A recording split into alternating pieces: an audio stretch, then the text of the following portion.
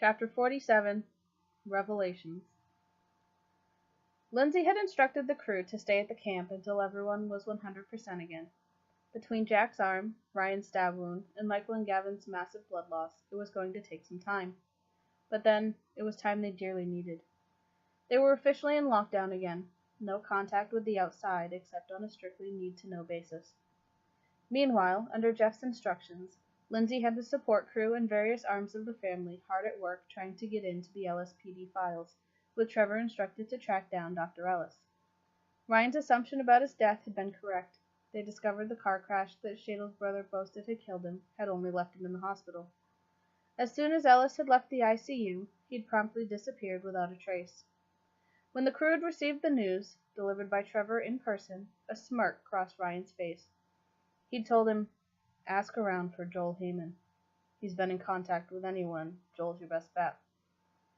"Joel?" Jeff scoffed. "Geez, that takes me back. If he's anything like he used to be, you'll probably either find him trading in the stock market or hanging around the pier in Del Perro. He's—" He paused, looking for the right wording. "A little unpredictable.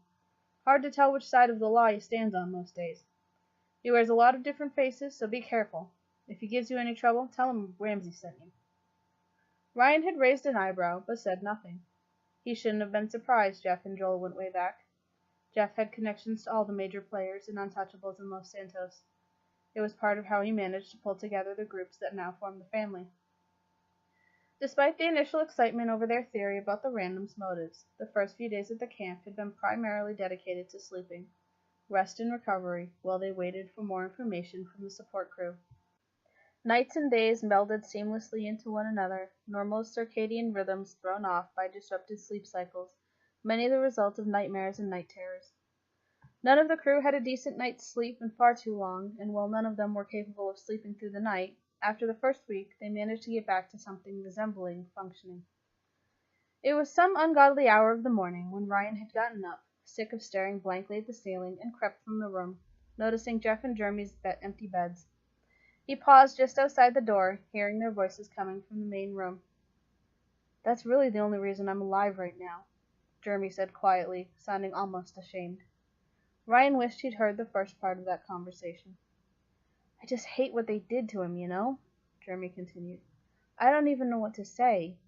I think he tries to hide it, under his hair and stuff, like it wouldn't be a big deal because we know it's not true." Ryan's hand crept to the scars on the back of his neck, brushing his hair away and feeling the raised edges of the brand above the neck of his t-shirt. "Tell me about it." There was an audible cringe in Jeff's voice. "You think I don't feel responsible too?" Jeremy sighed. "I just wish I knew what to do."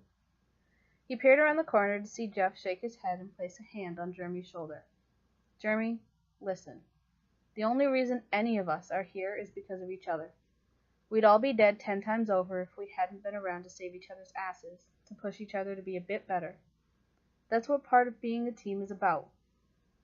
We are never fighting alone, and it's probably best to remind Ryan of that the next time we see him." Again, Jeff coming through with the pearls of wisdom. Ryan stepped out into view, but neither of them noticed him right away. "You don't need to remind me." Jeff nearly leapt out of his skin. "Jesus fuck! Ryan! God damn it, you fucking creep! You nearly fucking killed me!" Ryan chuckled and Jeremy grinned. "You don't need to remind me," he repeated. "I know. I came back after all." There was an odd, almost uncomfortable silence between them for a beat before Ryan blurted out, "I mean, redemption, right? People love redemption." Jeff and Jeremy laughed. "Ryan, consider yourself redeemed." Jeff sighed and ran his fingers through his hair, pulling at it lightly.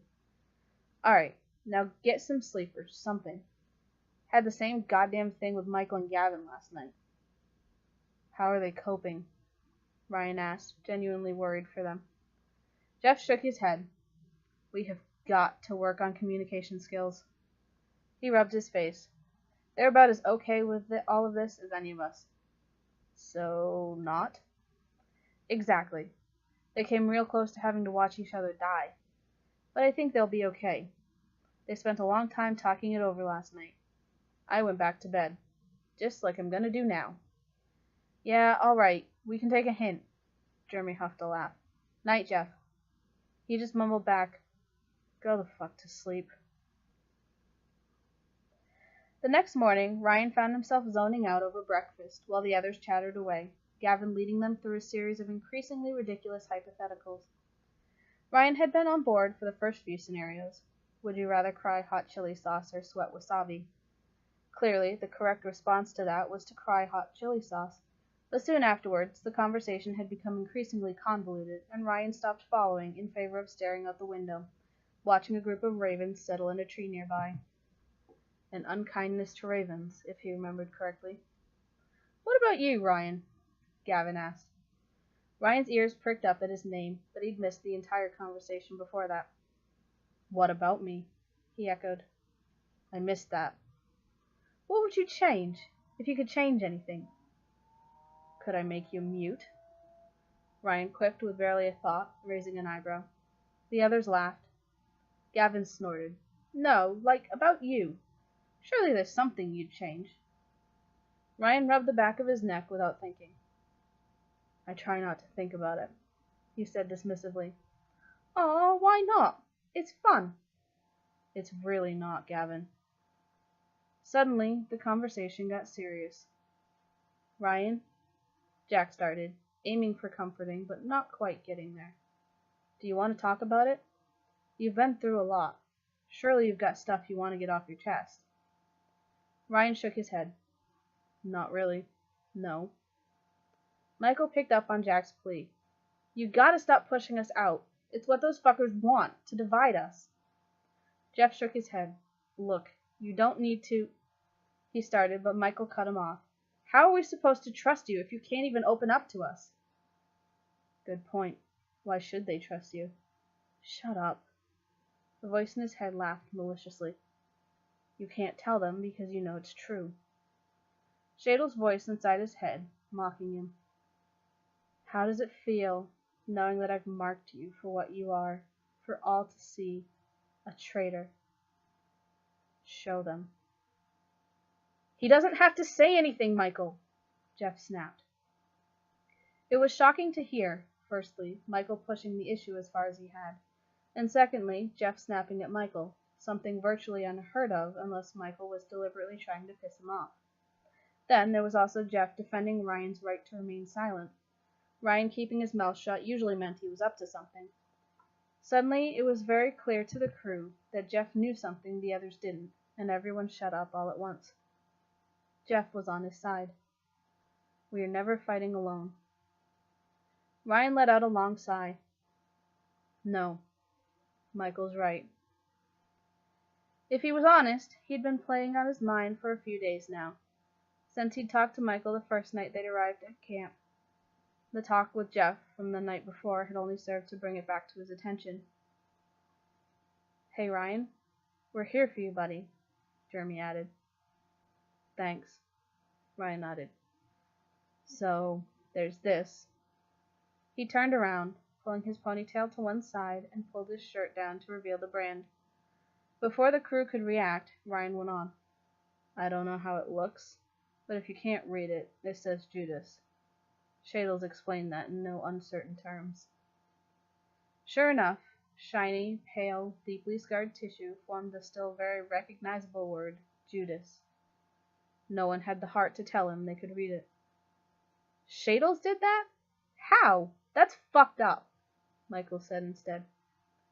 No shit, Ryan agreed, letting his hair fall back into place, appearing a little paler in the face than a minute ago. He, used a soldering iron. Jesus Christ, Jack muttered under his breath. Gavin looked pale and disgusted. Even Michael cringed. Fuck me, that would have hurt like a bitch. It did. Believe me, it did. But, if I've been out of sorts since then, yeah, that might have something to do with it. Ryan rubbed the brand with the back of his hand before realizing what he was doing and flinching away from it. I just hate feeling like he got to me. I don't want to have to second-guess myself all the time. It's one thing to attack the crew openly, It's another level of sadistic fuckery to pull that kind of shit. The others were in stunned silence.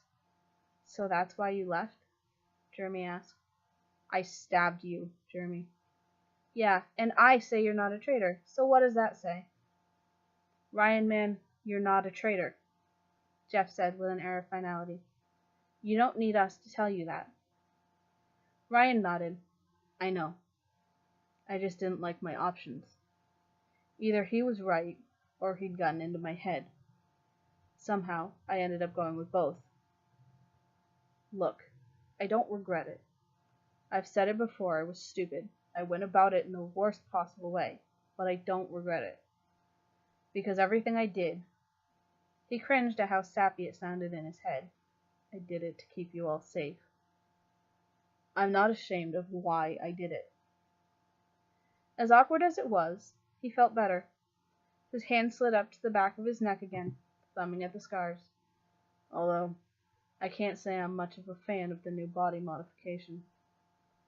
Jack cocked his head sideways. I wonder if maybe we could fix that. Ryan would only let them use a local anesthetic. The procedure wasn't long, and comparatively, there was little that could have been worse than being branded in the first place, so he was willing to risk it. Jeremy and Jeff sat with him, keeping him distracted with conversation. Michael and Gavin watched on from a distance, forming their own kind of peanut gallery, while Jack assisted the medical staff, or who they assumed to be the medical staff. They never really cleared that up, but they had insisted they could help remove the brand. They would have to cut it out. It was going to leave a scar, but it would no longer mark him as a traitor. It would become just one more for the team. He could live with that. During the nearly fortnight they had been at the camp, the crew had hardly left the building for fear of being spotted. There had been several surveillance attempts by various gangs, some casual flyovers or drive-bys, but there had been few attempts to force their way in and properly check out the camp. The crew had been entirely ready to fight back. Funhouse had the firepower and had been discreetly running them weapons and supplies sent from Lindsay should they need them, but they'd yet to leave their crates. The altruists, the cult of Peak, put on an impressive display of resistance, fighting back and driving away the other gangs that got too close. Not to mention the fact that they played up the nudist angle really deterred most from getting up there in the first place. Everyone, including Ryan, had been healing up well, but they'd quietly been going stir-crazy. That particular day, they had spent hours just talking shit completely unrelated to anything that had been going on, but even so, the tedium had well and truly begun to set in. They weren't used to being so inactive, and aside from throwing around unsubstantiated theories, there wasn't much they could do. They had just started to get into a game of Uno, the only set of cards the Cult of Peak seemed to have in the place, when a car approached the cabin and they heard the coded knock on the door. Jack got up to get the door, rubbing his now almost fully functional shoulder, more out of habit than any actual pain. Lawrence was standing there while Adam and Bruce were hauling a crate from the trunk of the car. Someone thought you boys could use a drink, Bruce said with a grin. They're not fucking wrong, Michael replied, appearing in the doorway behind Jack, the others following close behind.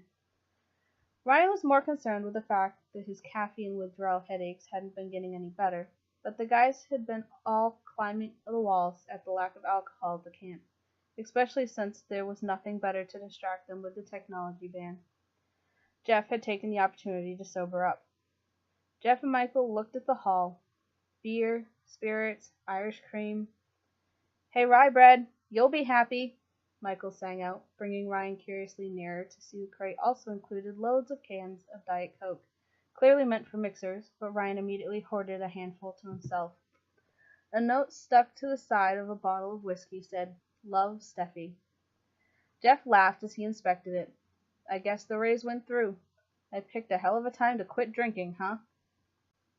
Was there ever a good time? Jack took the note with a smile. P.S. He read aloud from the other side of the note. Ryan's cat hates me. Send help. Or Lindsay. Uno was immediately forgotten in favor of celebrations. None of the lads had ever hit the liquor so quickly. Lawrence and Adam stuck around at Jeff's insistence to help pick up the slack and get drunk with them, while Bruce stayed mostly sober to drive them back, but not before Jack and Lawrence, both with a skinful of beer and whiskey, took their shirts off and proceeded to wrestle. The lads found it amusing, despite being notably sober. Jeff and Bruce were nearly in tears laughing, while Ryan watched on, cringing, hoping they didn't seriously injure each other, especially with Jack's arm, but knowing they'd put a stop to it if they did. He wasn't sure what to hope for. Embarrassingly for Jack, Lawrence wiped the floor with him, and in his victory, Adam and Bruce had convinced him it was time to leave. Gavin promptly filled the space Funhouse left with ridiculous bets and hypothetical questions that left the crew in hysterics. Ryan couldn't shake the feeling that it had been orchestrated somehow. Not in any malicious way. It just somehow felt like they were being treated, comforted, maybe in preparation for breaking bad news.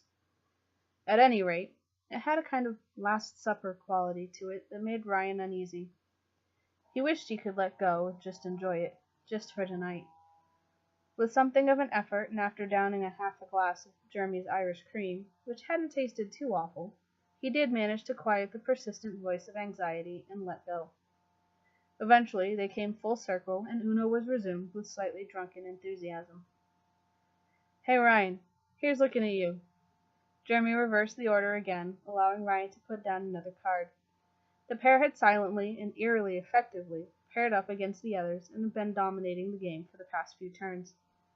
"Aw, thanks, Jeremy." "Know what? Right back at you, buddy." Ryan played another reverse card. Everyone at the table groaned. "Fine."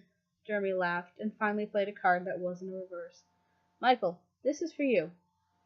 Jeff saw the card and his eyes lit up. "Draw 4, motherfucker!" "You're not the boss of me," Michael slurred indignantly. "You're right. Technically, Lindsay's the boss of you," Ryan pointed out. Michael hiccuped and giggled. "You're not wrong there." "Hey!" Jeff exclaimed. "The Fake AH crew was my creative vision." Jeremy patted him on the shoulder as he brushed past him to get another beer. "You better get glasses, my friend." Jeff laughed. "Well, you guys... He scratched his head, a dopey grin forming on his face, and he was the sober one. "Shit. I don't know where I was going with that." Everyone laughed at that. "I love you guys. Sometimes I hate you, but I love you." Gavin grinned devilishly, scheming behind green eyes. "Who do you love most?" "That's not fair. It's like, I feel like a parent. You can't just pick a favorite." The dopey grin was back on Jeff's face. "It's like, Daddy loves you all in different ways." "It's Gavin," Jack said teasingly. Jeff laughed, but his grin faded in reflection. "You guys, all of you guys, we've been through shit together. We've always gotten through it. I appreciate every one of you." They had. They knew it couldn't last forever. Realistically, there was always going to be an end. A day when they wouldn't. But in that moment, no one in the room doubted that was true.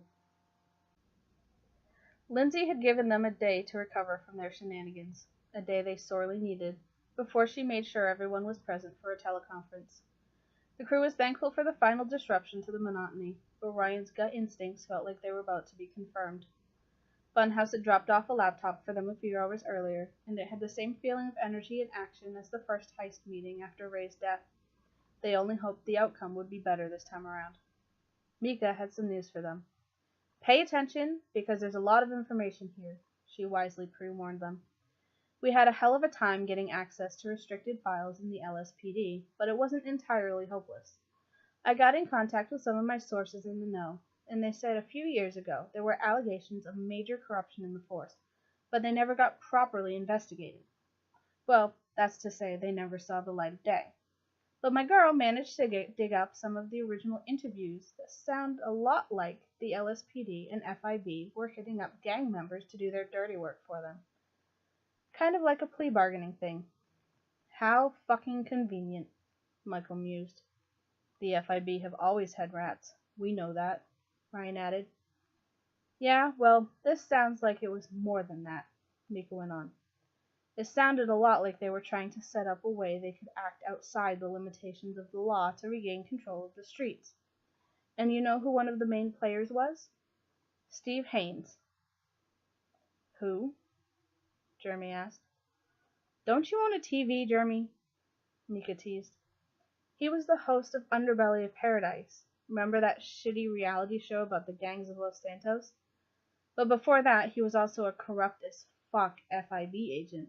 And, more importantly, Shane and his twin brother Jason Dowell's uncle. And it turns out he was quite the role model. Was? Jeremy asked, again, although he wasn't the only one in the room who needed to be filled in, just the only one with the guts to ask. Mika sighed. He got taken out by a sniper, on camera. The tapes were never released, but everyone knows the story. Oh yeah, I think I remember that, Gavin exclaimed. But yeah, he got investigated after his death, and turns out, aside from being greedy, corrupt, and manipulative, he was big into torture. A real sadistic fuck, Mika went on. Internal investigations showed he used torture on his informants that he wanted to walk, and he had a bunch of sexual assault cases that were uncovered, and then just as quickly covered up again, it seems. Charming. His nephews learned a few things then, Ryan said quietly, a very dark edge to his voice. He was basically their hero, the reason they both became cops, it seems. So it's not a huge surprise that Jason followed him all the way to the top, and is probably the reason all those cases got reburied. Didn't want to tarnish that reputation now. What do you mean? Jack asked, eyes narrowing. Jason Dowell is the current, very well-kept secret, head of the FIB. You can thank Joel and Dr. Ellis for that bit of information, Lindsay added, and Trevor for tracking them down. Trevor bowed in the background with a smile and a quiet, thank you. That's why his death was faked and we couldn't find any records for him, Mika explained. They completely wiped him from the system, maybe even especially for this, considering they've never gone so far to keep that kind of thing secret before. That we know of, Lindsay pointed out a little ominously. There was a long silence as everyone processed the information. So, how do they do it? Gavin asked, brow furrowing. Trevor stepped up and Mika stepped back, letting him take over. It started with the plea bargaining, exploiting favors owed, bonus points if they could recruit anti-fake AH crew members. Eventually, they got enough players in the game that the community built itself. All they had to do was drip feed them information, plant the seeds, and let them run with it. If they went in the wrong direction or tried to pull something the cops didn't want, well, they were on the inside, so they could pretty much shut it down before it started. That's how they were tipped off to our heists. They were really just there to push us and them in the right direction. The cops also got the added bonus of being able to eavesdrop on the other gang's activities, because most of them can't keep their mouths shut. That's the problem with recruiting rats, Ryan pointed out matter-of-factly. Trevor shrugged. At any rate, it worked for him. The cops, that is. It's a win-win for them. And now they have an army, Lindsay added, taking over the screen once more. So that's what we're up against. Jeff nodded, the cogs already turning. I don't know how you want to play this one, but it's not going to be long before they figure out where we all are, if they don't know already, Lindsay warned. Jeff nodded again. Good job, everyone. Unless anyone's got anything to add, we'll kill the connection and get back to you. I'm not risking our dicks getting overheard. Gavin and Michael snickered. Lindsay nodded. That's fair. Anyone got anything else? Good luck, Matt offered. Yeah, thanks. We'll need it. Jeff killed the connection and shut down the laptop. Ryan chewed his lip and looked around at the others, all in quiet contemplation of the scale of the threat they now knew they faced. Michael finally stood up. Fuck hiding, man. Fuck this. We have to do something. We're going to do something, Jeff said finally. We're going to take back this fucking city. How? Jack asked. They have the FIB, the LSPD, fucking Noose, not to mention all the little gangs they've managed to get on side. The whole of the fucking randoms network. Jeff stood up, pacing slightly. No, don't you see? They haven't. The gangs and randoms think they're working autonomously. They don't know they're being played. All we have to do is expose them.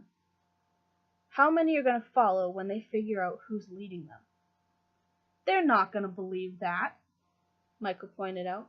Most of them hate us. They're not going to listen to a word we say. Gavin's eyes lit up. They don't all have to. We just need enough of them to doubt it, to not turn up. Cut their numbers, shift the odds in our favor. Jeff nodded.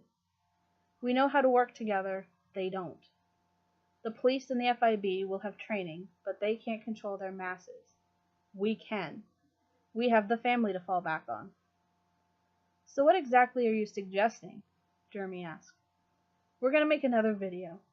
We're going to expose them for who they really are, and let the people make up their minds for themselves. Then we bring them down. How? Jeremy reiterated. How do we fight that? Jeff let out a long breath, and they all knew, whatever he had in mind, it wasn't going to be easy. We take a page from Project Mayhem, destroy their intelligence, even if it means razing the city. We wipe the slate clean, even if it means razing the city. The gravity of the situation hit them fully. This was the high-stakes game. This was where they had to go all in. This was for Los Santos. Jack cringed.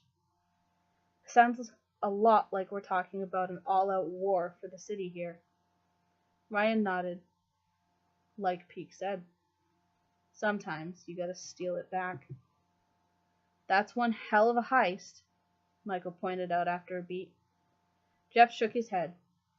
This isn't a heist anymore. This is a revolution.